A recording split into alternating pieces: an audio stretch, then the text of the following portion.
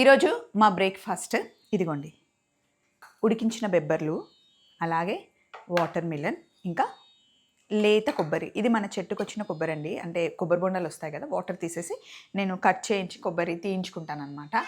So ఇది మా breakfast. స్వప్న, నువ్వు ఏ బ్రేక్ఫాస్ట్ తింటే మాకేంటి, ఏ లంచ్ చేస్తే మాకేంటి, ఏ డిన్నర్ చేస్తే మాకేంటి అని చాలామంది అంటూ ఉంటారు, కామెంట్స్ చేస్తారు. నిజంగా నేను మీకు చెప్పాల్సిన అవసరం లేదండి. కాకపోతే ఫుడ్ అనేది ఎవరైనా తింటూ ఉంటే మనకు తినాలనిపిస్తుంది. లేదా ఒకసారి మనం ఏమైనా వండుతుంటే స్వప్న అది చేసింది కదా, ఈరోజు అది చేసేసుకుందామని చిన్న ఐడియా వస్తుంది.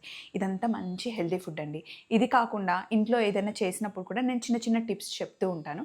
ఎందుకు అంటే గుర్తొచ్చి చేసుకుంటారు. ఒకరోజు కాకపోయినా ఒక రోజన్నా కొంచెం హెల్తీ ఫుడ్కి షిఫ్ట్ అవుతారు అని.